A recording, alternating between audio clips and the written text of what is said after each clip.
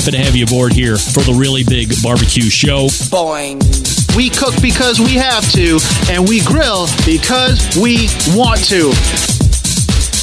Hit me. Fine, how's it going? You have a great show. I'm a big fan.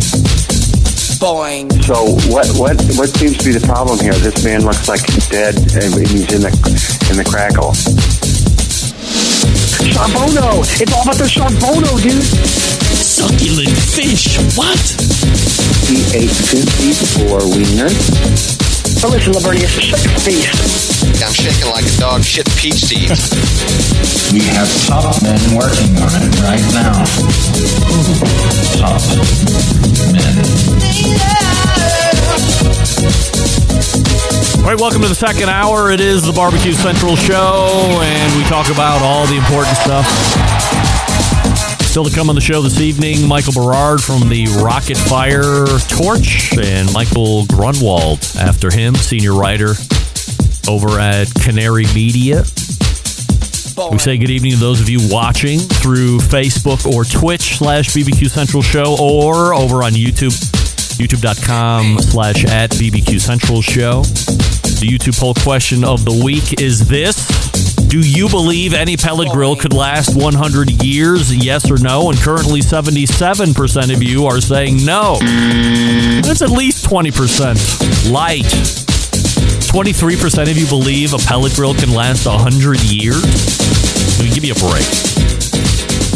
Coming up on the best moments of the Barbecue Central Show in 10 minutes or less this Friday, taking you to episode 299, if you can believe it. One short of 300, which is a lot. September 29th, 2015, the owner of Southside Market and Barbecue, Brian Bracewell, was my guest back then. Some of you might know that Southside is the oldest barbecue joint in Texas, Elgin, Texas, to be exact. And Brian talks about the beginnings of Southside, the past owners, and then how his family bought into it 47 years later. This was back in 2015, so advance that by 8 years. So 55 years ago. And how they've grown the business into what it is today, which is continuing to be barbecue juggernaut. Of course, everybody loves the sausage out there at Southside.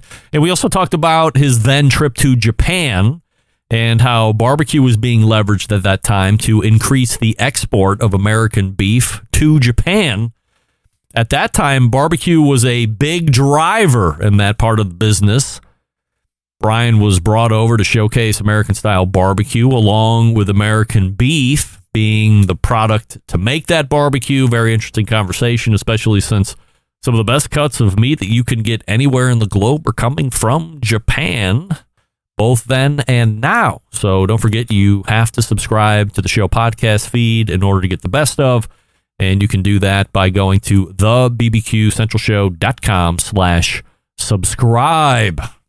Don't forget, if you want to hear a guest or segment again that has been lost in the archives, email John, Jon, at thebbqcentralshow.com. Let him know you would like to hear. Don't forget, coming up in 11 days from now in Hartville, Ohio, we have the Grill Fest 2023. A full day of fun and frivolity and business and nonsense and hoodwinkedness. No hoodwinkedness. But there will be a whole bunch of really great live demos that are going to be going on. There's going to be a really great MC the whole day. On the Big Green Egg side of things, Captain Ron is going to be demoing live. On the Weber side of things, of course, our guest last week, Mike Lang from Another Pint Please. And on the Traeger side, who's been there for years and years, a crowd favorite, the inimitable Diva Q, Danielle Bennett. And as I had mentioned just a few minutes ago, I will be your MC throughout the course of the day. So I'll be interacting with the live demo talent, asking questions, this and that. And then we'll also be telling you about special deals. If you're looking for a deal on a Big Green Egg, a Weber, or a Traeger, there's a competition that's taking place, and the units, I think 7 of each, are being used. So after that's all said and done, they're going to be available for sale at a discount because they've already been used. So if you're looking for an egg or a Weber or whatever Traeger model that they're selling there and you want it at a discount, you don't mind that it's been used once and only once, I mean, that way you know it works. then you're going to want to take part in the Hartville Hardware Grill Fest. Fun day of competition, learning, but most of all, huge deals on everything that's in the barbecue and grilling section. And there will be representatives from many of the brands there to help answer your questions. Make sure you're buying what's best for you. As I had mentioned or asked Robert Moss last segment, was he familiar or would he pay $60 for an online streaming platform to get access to the most prominent barbecue and grilling personalities? Well, if you're someone who loves consuming videos by such stars as Brad Robinson, Chud, Mad Scientist Barbecue, Jeremy Yoder, Matt Groark, and a bunch of others, then you might want to check out Embers TV. Just launched a couple days ago, and I'm chasing Brad Robinson to discuss this. Now, actually, Matt Groark is going to be a guest on this show sooner than later. He's actually signed up through the calendar. So between one or both of them, and I haven't heard back from Brad, which is not usually the case, but maybe he's busy producing new content for this platform. But we'll talk to one or the other about it and see what the hubbub's about. So there you go. Now we're caught up. Michael Berard from Fire Rocket Torch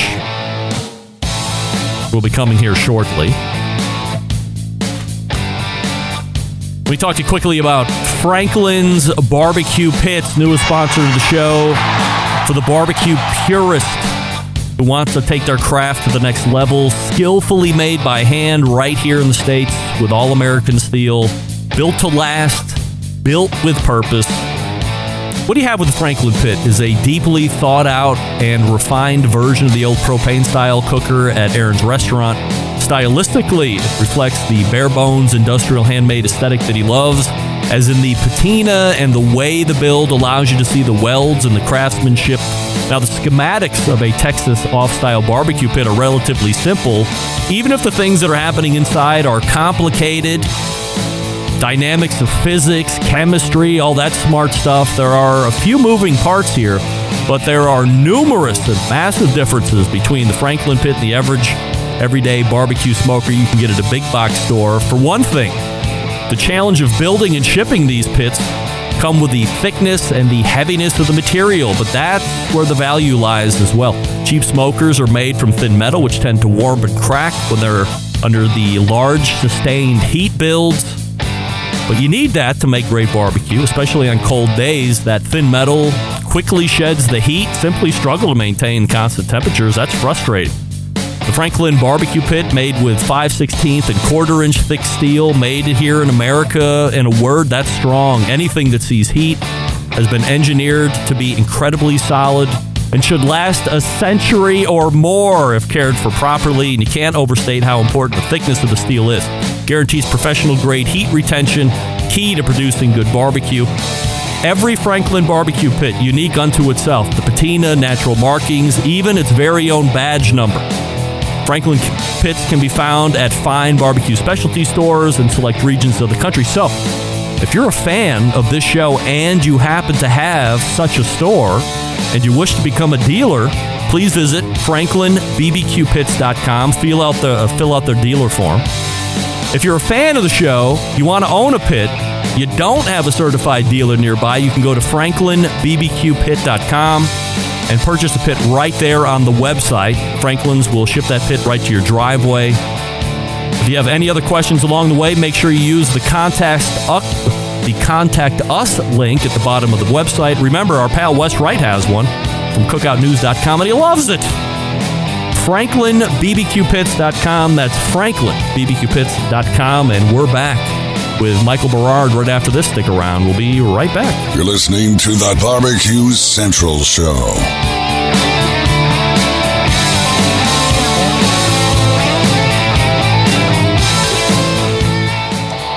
Howard Stern, Jim Rome, Dan Patrick, and Greg Rempe. The Mountain Rushmore of talk show entertainment. Now, let's get back to the Barbecue Central Show. And welcome back. This portion of the show tonight being brought to you by Pit Barrel Cooker, one of the most unique cooking devices out there on the market today. The deal is still going on. If you're looking to get a huge deal, like more than half off the PBX, the biggest one that they sell, write in an email to Pit Barrel Cooker and tell them you want the PBX deal. I believe the code was PBX USA a number of weeks ago, but I know the deal's still going on. I know they still have them. So write in or tweet at them or direct message them and tell them you heard about the deal here on the Barbecue Central show, and they will get you hooked up, no doubt about it. And it's shipped to your door for like $2.99, so super cheap. Gang, you hear it here all the time. I would use charcoal more if it wasn't so dirty, and more than that, if it wasn't so hard to light. My guest in the second hour has heard your cries and is offering a solution amongst some of the other options that already exist in the market. He can't help with the dirty part of the charcoal, but he can help with the lighting part of it. We welcome the creator of the Rocket Fire Torch and first-timer on this show, Michael Berard. Join me. Hey, Michael, how are you tonight? Hey, Greg, how you doing? I'm absolutely fabulous. Before we get into talking about the Rocket Fire and the Genesis and all that stuff, we have a YouTube poll question of the week. We're asking everybody this question. Do you believe that any pellet cooker could last 100 years, yes or no? I'm going to give you a quicker answer than Meathead. No. It was almost as fast as Robert Moss, who was right on the no, but we're sitting at right about 77% in agreement that no, pellet cookers are not going to be lasting 100 years. I just don't see how that could happen, but you never know. Modern electronics. Yeah, I mean, not going to hold up. That's the only thing that is immediately putting me to no with all of the moving parts and all the electronics. It's almost like buying a phone in a year or two. I mean, look, the Green Mountain Grill that I have out in my backyard is probably going on 8 or 9 years old. Still works really well. And the Traeger Timberline 850, which was like version 1 when that first came out a handful of years ago, still works.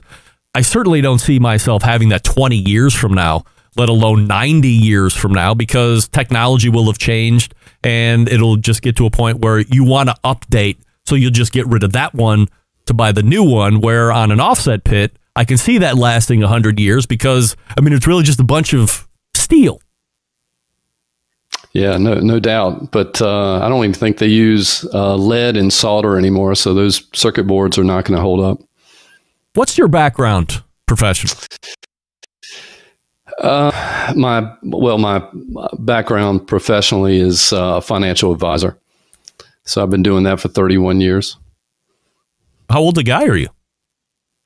55. So double nickel. You do something like out of college or something like that first before you got into financial planning? Then I mean, 31 years is a long time. Yeah. No, I started right out of college, and it's a pretty good gig. It's a entrepreneurial gig, and kind of run my own show, and good people, great relationships. What should we be investing in right now? It's a good question. I don't want to turn anybody off, but I do think we're going to have a little bit of a downturn at some point. Oh. Yeah. Where does the genesis of Rocket Fire Torch come from? So back in, I'll take you kind of through it quickly. Back in 2016, my good bud and I were cooking on a green egg and talking about the fact that it took so long to get it started.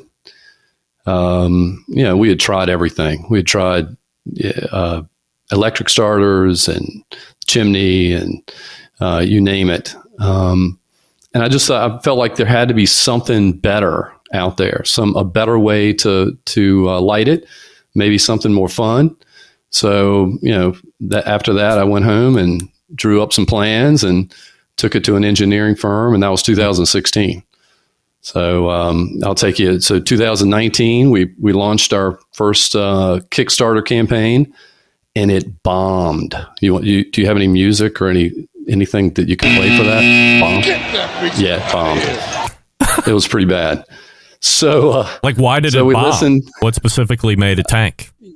Yeah, so we were going to have our own fuel. The torch itself was hooked onto a hose that was that would go to the fuel. And we heard a lot of feedback. And so I stopped the Kickstarter right in the middle. Oh. I said, you know what? We got to go back and retool. And that's what we did. So 2021, we did another Kickstarter, raised over $200K. 2022, we delivered to our backers. And then 2023, we started ads in April. And we sold Slam out by July. Wow. It was quick. Yeah. Totally underestimated demand. And yeah, it's been good. What fuel were you going to be selling with the first version of this? Did you come up with some unique way of firing a torch that nobody knew about that you could capture? Yeah, it's interesting. We had a fuel that was made out of Europe that was It's safer. It's a foam form within the canister. And so you could turn it upside down. You could do whatever you want with it. And it was just much safer fuel. But, you know, people want to be able to get their fuel from Home Depot and Lowe's and Ace and, you know, you name it. They don't want to, or Walmart. They just want to be able to get the fuel. So is that the biggest nix, was the fact that you were going to be exclusive to fuel? You run out of it in the middle of a torch session and then you got to order it? No, I think the bigger part of it was like, okay, I'm a brand new company, and what if I don't make it? So then where do I get my fuel? I got a torch. I got to go to Amazon Europe to buy my fuel. Right. Oh. Yeah, it was a bad idea. And we retooled. Would that have been expensive too? I mean, you would have to be importing fuel all the time. Well, we had a manufacturer that would make it up north, so we could have made it. Yep, made it, and look, at some point, it may be something that we look into, but not at the moment. How long does it take to go? Well, I guess it takes about 3 years to go from concept to getting it into a sellable product, more or less. Then? Yeah, yep. You know, it takes a while to get a product on the market. Did it look like this in the beginning? Except it had a hose coming down here? No, it looked like a lightsaber from Star Wars. I mean, it really did, and I liked it, but not everybody liked it. So. And it wasn't ergonomic. It wasn't really set perfectly for what we wanted. So, you know, the new and improved model that we're using now is really set up for, I mean, it was designed, and I know this is completely overused, but it was purpose built for a Kamado style grill. Oh. It just was. I mean, it's from the length of the wand, the bend in the wand. You know, it goes right in a Primo or a Kamado Joe or a Big Green Egg, Primo, straight down into the coals. Yep. So it's a perfect setup. Yeah. We'll talk about firing it up and actual use and all that stuff here in a second. Aside from like that initial fuel situation, maybe changing the shape, any other big issues getting this thing to market? Oh man. Getting anything to market, I think, is tough. You know, from concept to actually getting on the. I mean, I don't know how many people fail at it, but it's got to be really easy. And you also have to get by the wife. You know, you got to be able to work it by the wife. Yeah. Yeah. The money is going out, and she's wondering, are we going to ever get our money back from this? So there are tons of challenges. I mean, you have safety challenges, you have, you know, resource challenges. Obviously we've had some inflation, you know, so the product price is different than what it would have been 5 years ago. Sure. Yeah. But otherwise, you know, it's been a long road, but we think that we've got some good legs here. How much does the $200K in Kickstarter subsidize whatever what was your overall sink into getting this thing up and running? Oh man, we're way underwater. I mean, I think any new business is going to be like that. But the 200K was good. The 200K took care of, we had over 2,000 backers, which was great. And so we shipped 2,200 and change units, and that paid for those. A Kickstarter campaign is not cheap, but it gives you the money up front, so you don't have to go borrow it from friends and family. Yeah. So it got us going, and it also gave us kind of a platform to get more feedback from people. And we've had overwhelmingly positive responses. It's been really, really enjoyable. Is this 100% direct to consumer at the moment, or are you also running through dealers? No, it's 100% e-commerce at this point, but we have had a ton of interest in people wanting to sell it at their stores. We've got some big box interest. We wanted to wait until we worked out all the kinks before we went to a larger platform, and so we're there. We're at that place, and so now it's.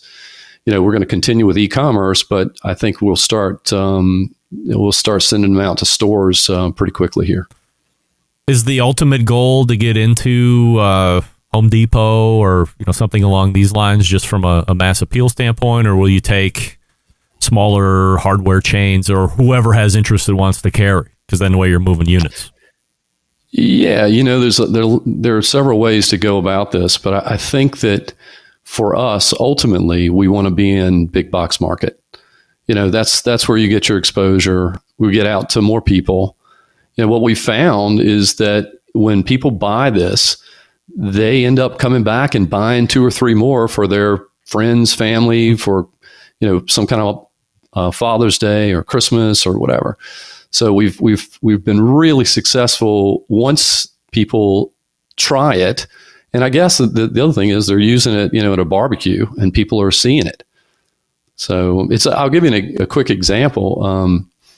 And this is not grilling, but the Solo stove.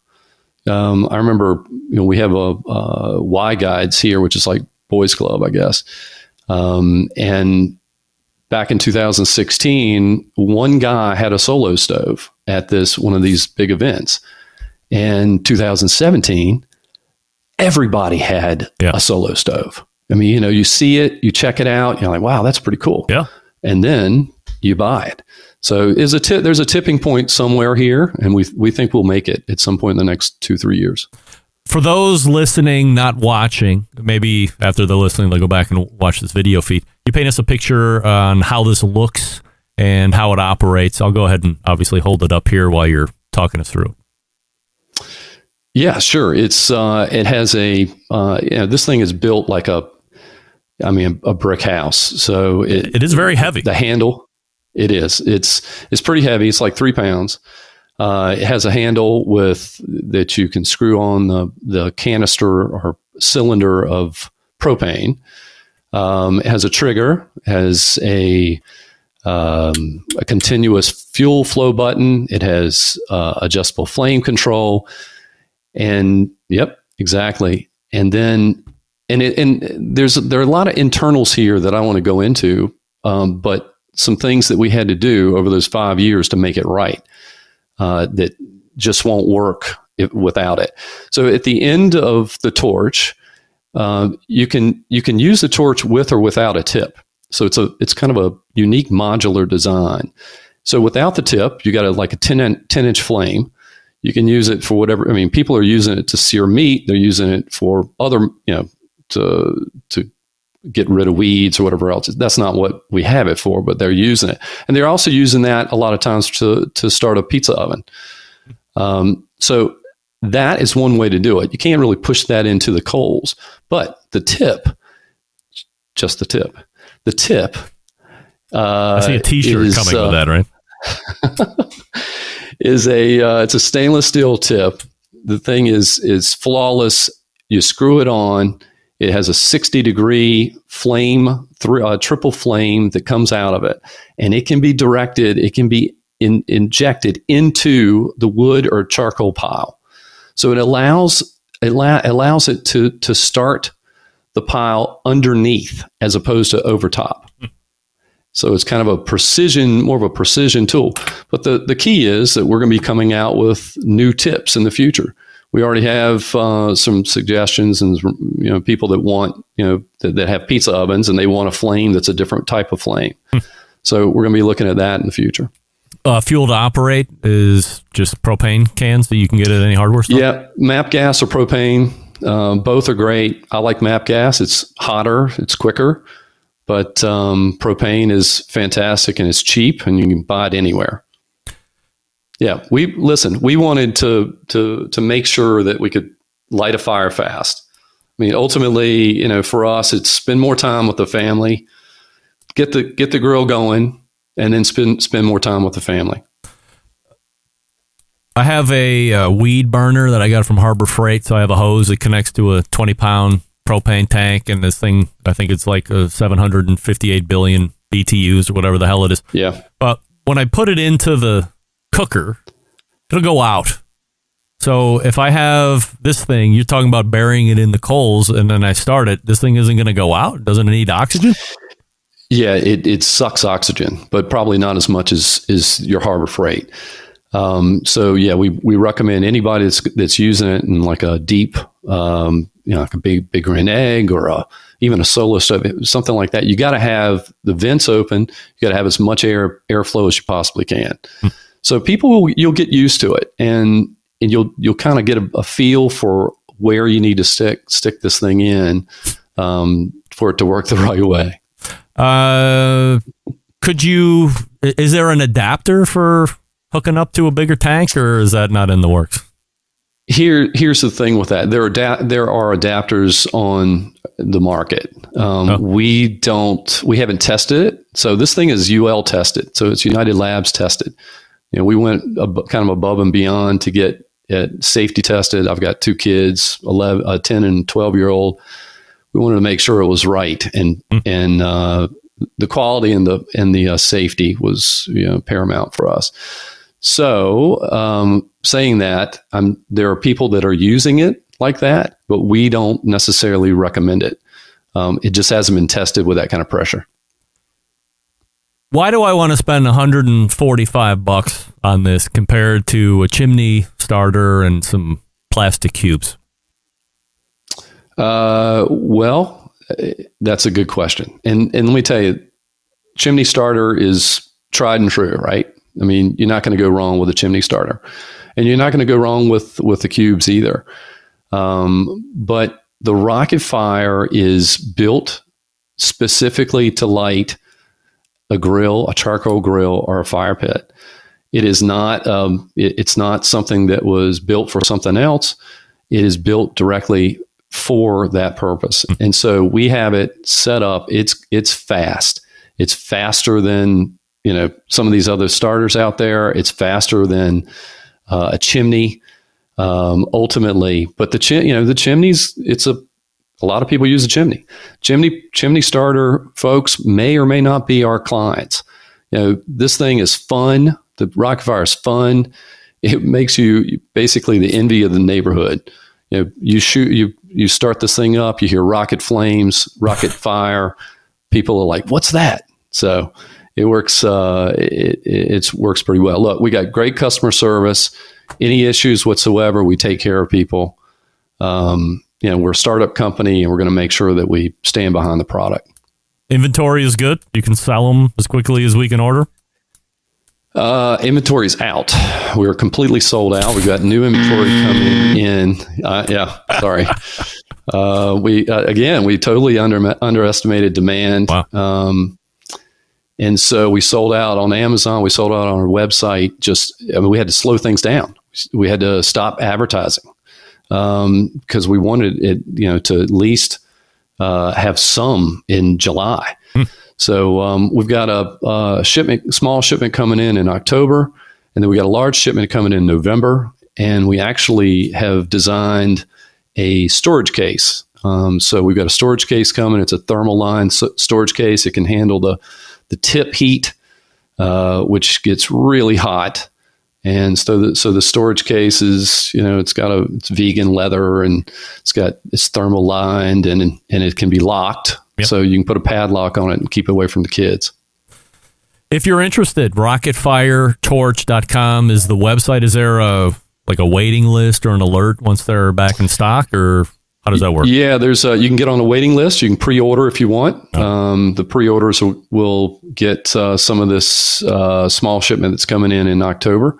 But look, we're going to take care of you. These are all new units. They're all improved units coming in October and November. Do you want me to send this one back to you so you can sell it? Nah, I want you to use it. Yes, that's a great answer. Thank goodness. I'd send it back, but it might be better in my hands. Rocketfiretorch.com is the website. We're talking with Michael Berard. Michael, appreciate the time tonight and continued success. Thanks for having me, Greg. Take care. They are hot, no pun intended, so you can use it with or without the tip. The tip has the jets, and without the tip, I think he said a 10-inch flame. Wow. RocketFireTorch.com. Michael Grunwald is in the green room, getting ready to talk about cell-cultivated meat and more. Listen up, gang. Our friends at Big Papa Smokers have something special just for you, listeners of the show.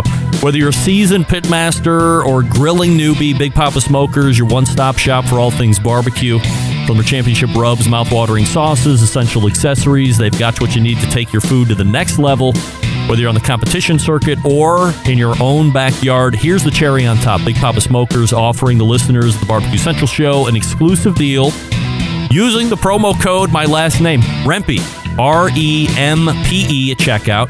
You get $10 off a $50 purchase of rubs, sauces, or accessories. That's 20%. Imagine the possibilities. Evaluating your ribs with Big Papa Smoker's Sweet Money Rub, one of my favorites. Or add Big Papa's Desert Gold to your chicken or asparagus, or better yet, pick up Big Papa's Double Secret Steak and add that to your steak. Head on over to BigPapaSmokers.com and start your shopping today. And don't forget to use promo code REMPE, R-E-M-P-E, at checkout to claim your $10 off your next order of $50 or more. Also, don't forget to check out Big Papa's full line of recipes at cookingwithbigpapa.com. And, of course, follow them on all the social media platforms. We're back with Mike Grunwald right after this. Stick around. I'll be right back. You're listening to the Barbecue Central Show. Whole packers, full racks, legs and thighs, injecting butts. If you've never heard this before, you might think you found the best XXX show ever. Let's get back to the most homoerotic host out there today, Greg Rempe. And we thank Mike Berard for joining us last segment. Rocket Fire Torch, RocketFireTorch.com, the website. It's been a topic on the show the past few months because it's something that's new. It's something that looks to buck the traditional ways of getting beef and meat to the market. But it's not a plant-based option. It's cellularly cultivated meat. A few weeks ago, we talked about it with a beef producer in Minnesota, Tom Remley. And tonight, we pick it up with someone who has been diligently following this trend for a while now. He's an award-winning journalist, best-selling author who's currently writing a column for food and climate for Canary Media, and he's also writing the book Feed the World Without Frying the World. He's also won a George Polk Award for National Reporting, a Worth Bingham Prize for Investigative Reporting. He's graduated from Harvard, for crying out loud. What's he doing on this show?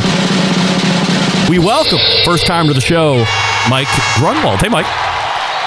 Hey, thanks for having me, Greg. Appreciate you joining the show. Before we get into the topic tonight, we have a YouTube poll question of the week that we're asking everybody. Do you believe that any pellet grill would last 100 years, yes or no? You asking me? Yeah, of course. Sure, why not? All right. Well, you are certainly in the minority thought there, with 24% of the voting public saying yes, they believe a pellet cooker could last 100 years. Me personally, no way. There's a lot of electronics in there, which I think makes 100 years of life pretty unattainable, but we'll see how the rest of the show goes here in the voting. A quick background on you and how you got to where you are today, Mike. Well, yeah, I mean, I'm a dork journalist, write a lot about policy. I was at the Washington Post and Time Magazine, and then I was at Politico Magazine for a while. And I've written a lot about climate change, but always about energy. So followed fossil fuels, but also, the sort of revolution in wind and solar and electric vehicles. And honestly, I was writing a magazine story about how about my own life in the new green economy, because I got solar panels and an electric car, and I was writing about the sort of pros and cons of it. And I had some throwaway line about basically how I wasn't doing it because I was some kind of eco saint, that I was more a kind of eco mercenary, taking advantage of how cheap solar had gotten, and that I didn't like paying for gas. And so I had this line about, kind of a throwaway line about how, I'm not like line drying my laundry. I'm still eating meat. And then I realized, like, I don't even know if meat is actually bad for the climate. And then I realized, well, if I don't know that, then probably a lot of people don't. And that's what sort of really led me onto this journey into the food system, which is a third of, it's not as bad a problem as fossil fuels and our energy problem, but it's like a third of the climate problem. And it turns out that, yes, meat, and particularly beef, is a huge part of our carbon and methane and nitrous oxide emissions that are heating up the planet. So I think your interest in cultivated meat is right on point, because it's certainly, you're starting to hear about it. There are a couple of U.S. restaurants now serving it for the first time. It's obviously has not gone mainstream, and, spoiler alert, it won't go mainstream anytime soon. But I think when people talk about what are some of the long-term solutions, it's definitely on the table. How much harder is it to be a journalist now compared to 20 years ago? In other words, you can be simply and quickly discounted by people saying, I don't believe that. Alternative truths seem to be everywhere. They have a firm place in society right now. Would it have been easier to do this 20, 30 years ago? Oh, Jesus, you got a half an hour? I mean, yes, would be the short. Yeah, no, I mean, I think everybody talks about how journalism sucks, and we certainly do have a problem on the supply side. But I think there's a real problem on the demand side too, which people are looking for ammunition, not information. And for nerds like me who have spent now, God, I'm so old, 30 years writing about what, slightly complex public policy to try to explain it to people. People don't want stuff explained to them anymore. They just want their kind of political erogenous zones massaged. And I'm not so good at that. Before we get into the specific cell-cultivated stuff or alternate proteins, let's talk about an overarching issue you wrote in an article this past January, which was the general public's aversion to technology in their food. For an otherwise tech-crazy public, nationally and globally for that matter. Why the aversion to food tech, as you called? Yeah, I mean, I think you hear about a lot with GMOs, right? And now certainly with the plant-based meat, right? It's fake meat. Now cell meat, people are calling it lab-grown meat, even though, it won't be grown in a lab. And I do think there's a feeling that, food is somehow natural, and that, anything having to do with technology is icky. But of course, we've been breeding plants since, Gregor Mendel in the Austro-Hungarian Empire. And a lot of these technologies are going to be really important, because the basic problem, as you mentioned, I'm writing a book about how to feed the world without frying the world. And we've got this basic problem where, we're going to need 50% more calories by 2050. But we're going to have to do it with probably 75% less carbon emissions and no more land. So we're going to have to make a lot more food with a lot less land.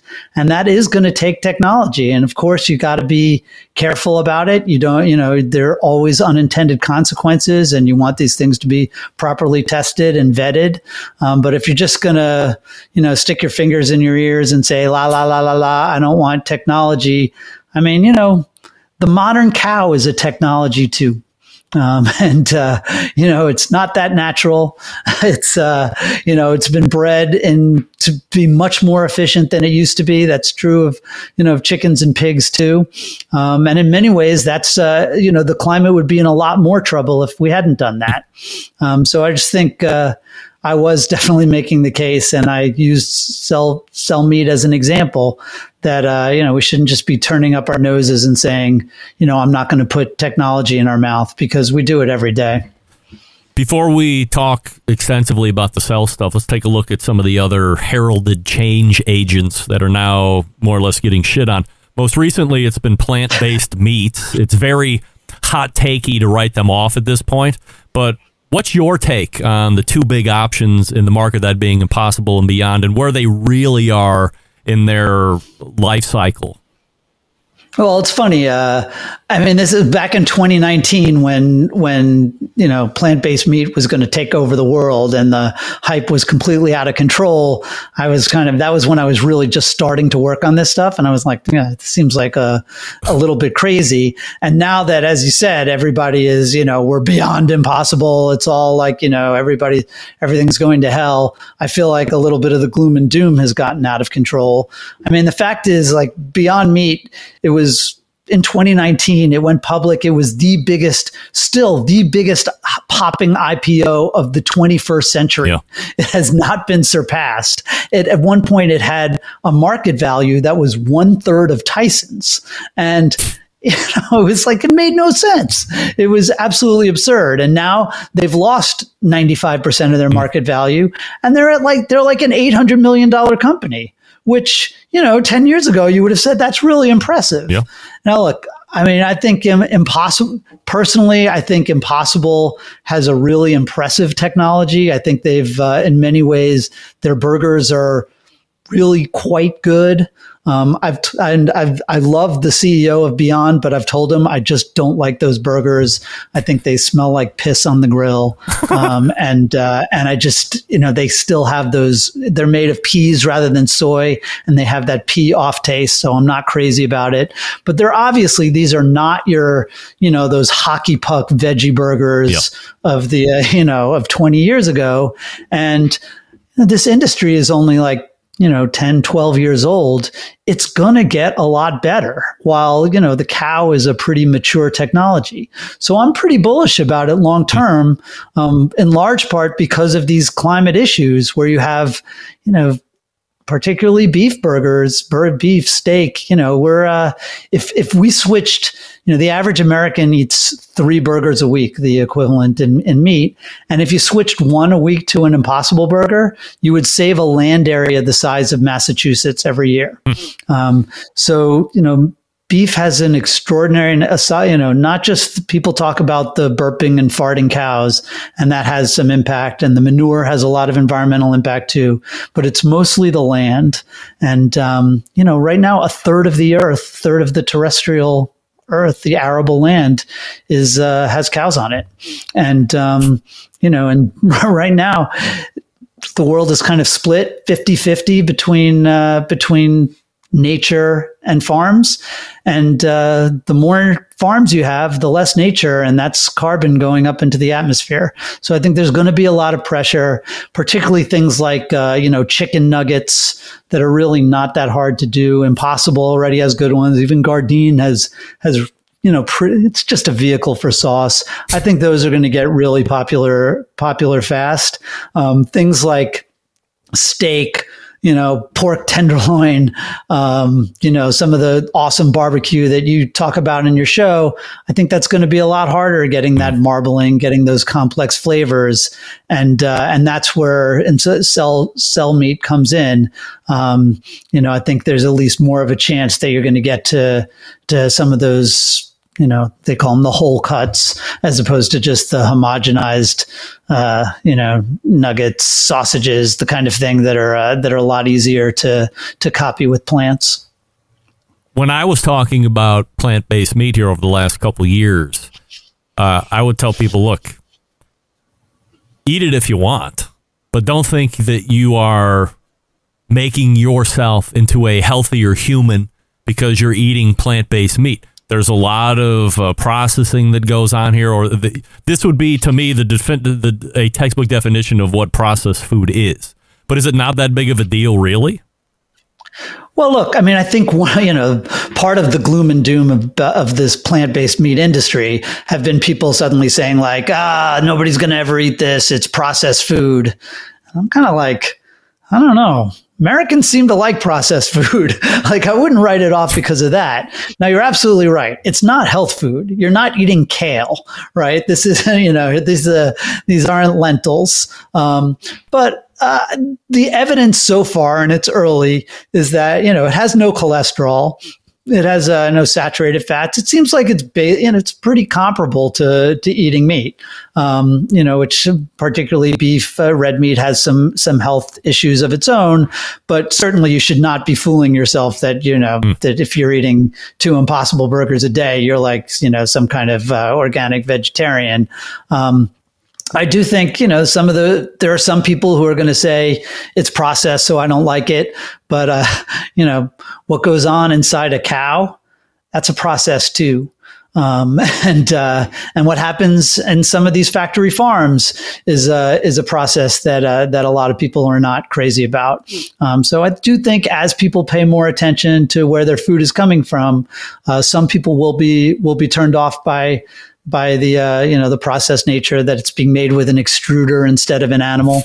But personally, that's not what bothers me. I think the problem right now is that for the most part, it doesn't taste as good and it's not as cheap.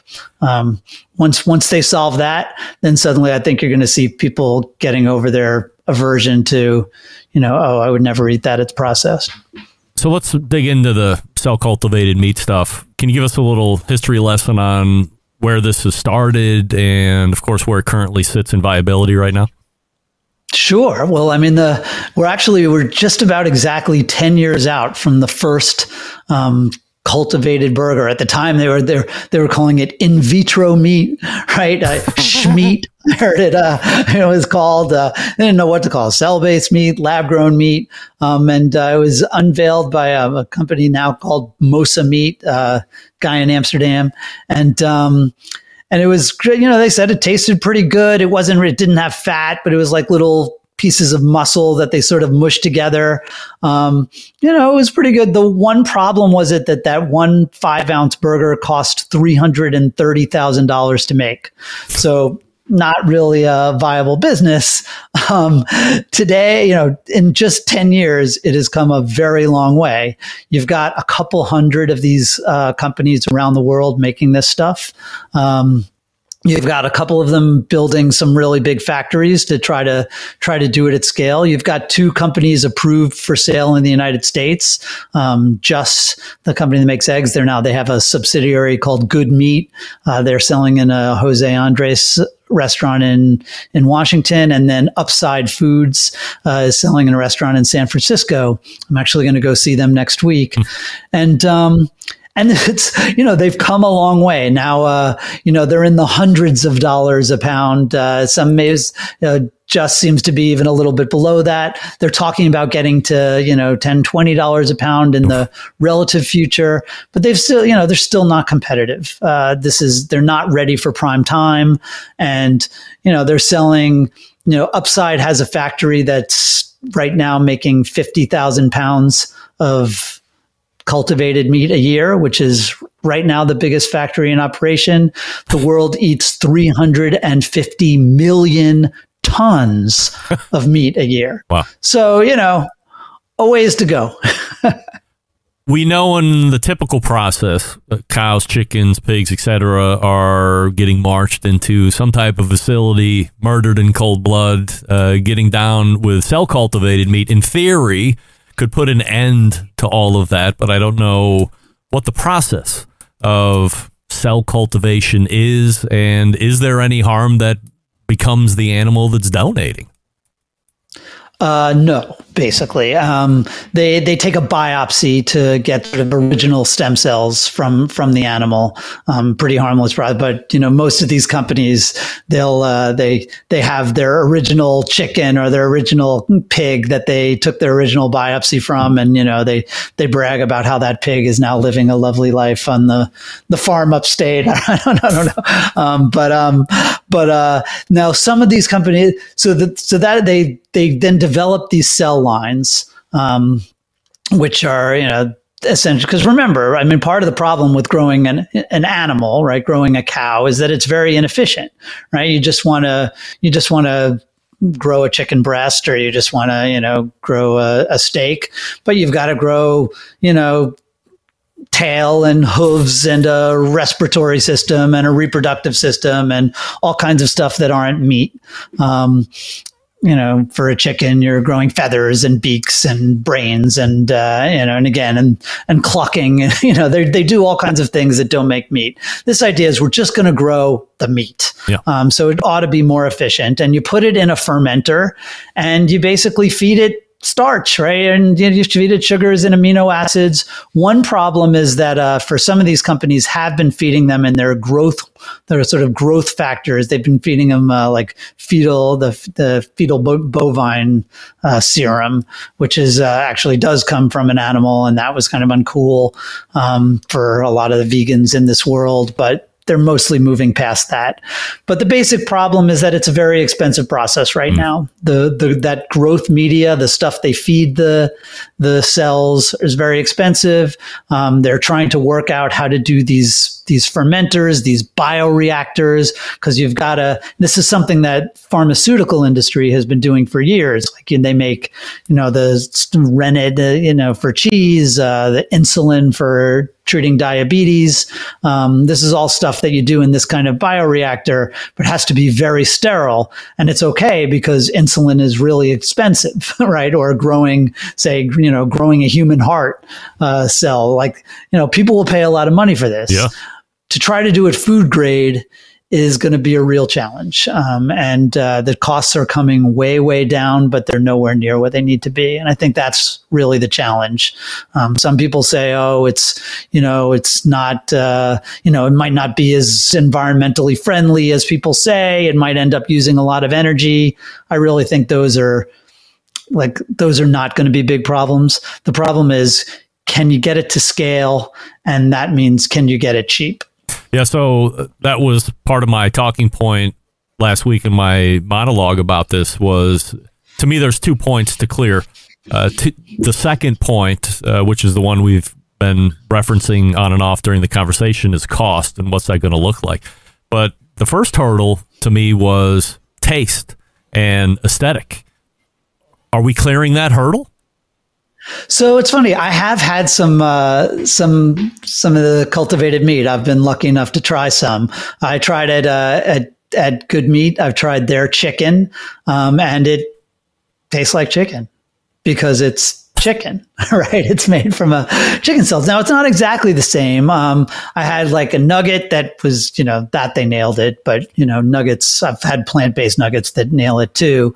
I had some, I guess, you would call it chicken breast, although of course it's not coming from like breast cells. They're just, it's, I asked the chef, I was like, is this a breast or a thigh? And he was like, yeah. It is chicken, but exactly, it's chicken. I found they did a chicken breast type thing, sort of grilled. That was really good, but soft, It was like a little, didn't have quite that chew and bite that you'd expect. And then I tried, they made a fried version, and there the actual meat tasted really good. And then they said to me, they were like, we made you some skin too, but it's not ready yet. And it was like a joke. The skin, it was like kind of like a chickeny potato chip kind of. It just, it was not there. But I've had cultivated sushi. That was really good. I had a meatball made by a company called Mission Barnes that was sort of 90% plant-based, and then with 10% animal fat, cultivated fat. Because fat cells are actually easier to grow, because when you think about it, like our muscles do more, right? While fat just kind of sits there, so it's easier to grow. And fat is part of what really makes meat so tasty. Yeah. So what they're doing is they think, since their expensive part is only 10% of their meatball, and that tasted like a meatball. I was pretty impressed. Even though it was only, that fat clearly makes a big difference. So I think you're going to start seeing some of those blended products, maybe a little bit before you start to see just pure meat. But, people are trying to do this with breeding. They're trying to do the CRISPR, gene editing, to try to make it, basically make it grow faster. There are going to be a lot of different ways to, take bites at this apple. And all of them are basically sort of, how can we make it cheaper? Because I think the taste is not as big a hurdle as it is for plant-based, because you're dealing with the real thing.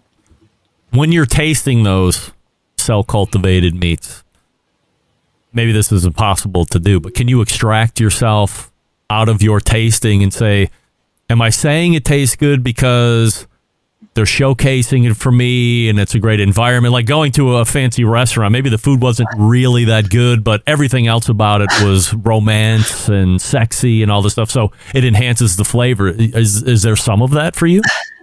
It's possible. I mean, I think I do have a little bit of credibility on this, because I really have, I always tell the CEO, I usually am eating it right in front of them, and I tell them in advance, I'm like, I just have to warn you, I'm really sorry. I'm going to give you an honest reaction, because I might end up writing about this, and I don't want to tell you it was good and then write it was crap. And I have told some of them, yeah, I don't like this at all.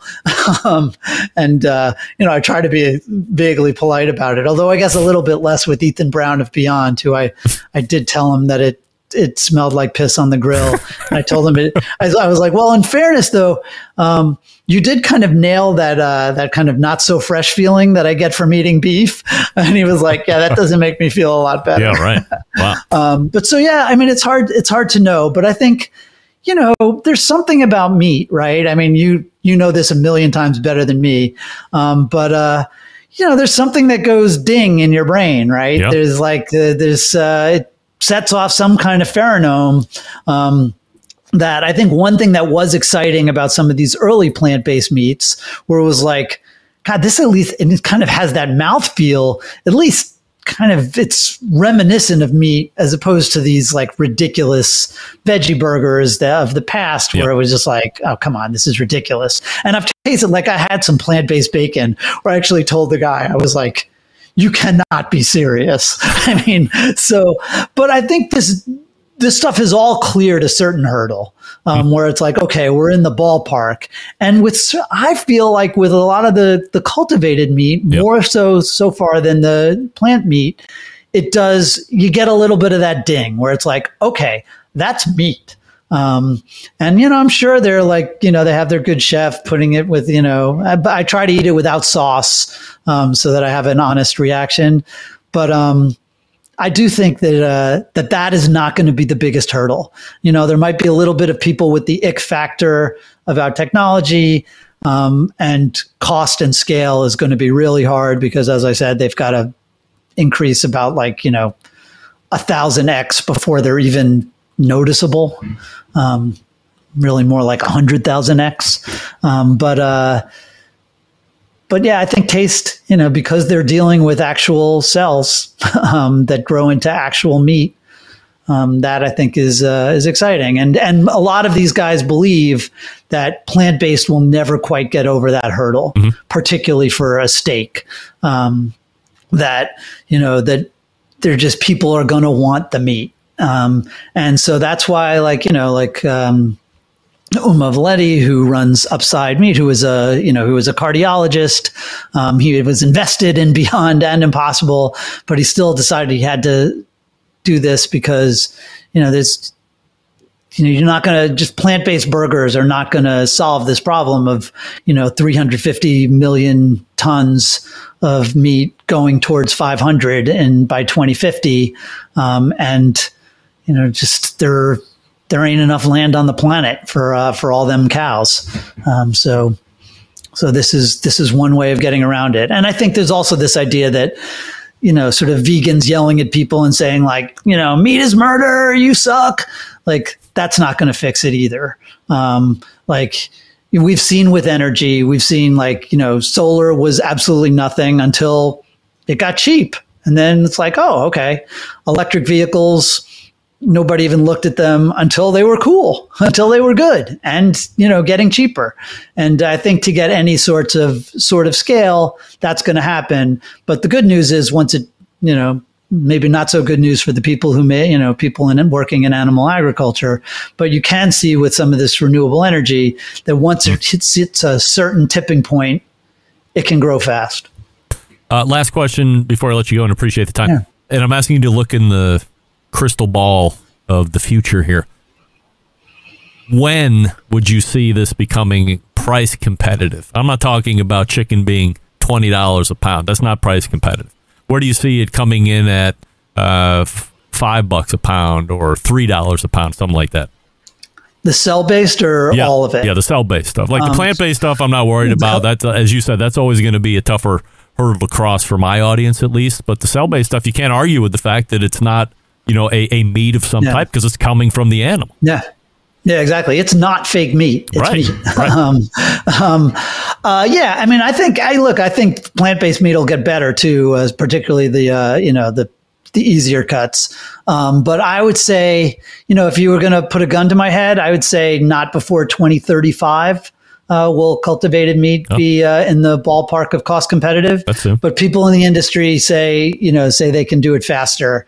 And I do think because of what you're seeing with CRISPR, with some of these, I try not to bet against technology. I've got this thing here in my pocket that, if 10 years ago you had told me oh yeah, you're going to carry it around. It's got all the world's knowledge. It can take pictures and videos and it's got a flashlight, I would have been no. So shit moves fast sometimes, right? And so I try not to just say there are a lot of people there and some scientists who say it just is not feasible to get this, in any kind of cost competitive way. But I don't think that's true. And then just, I should mention that there is always the possibility as climate becomes a bigger problem, and you're starting to see governments take more action about it. Just as you've seen on the coal side, where coal is now more expensive, it's not just solar getting cheaper, but because of government regulations are making, the dirty stuff more expensive. You could start to see that happen with, with beef as well. I mean, a friend of mine is a pollster, and he once told me that, that restrictions on meat are by the least popular government action that he has ever polled. Wow.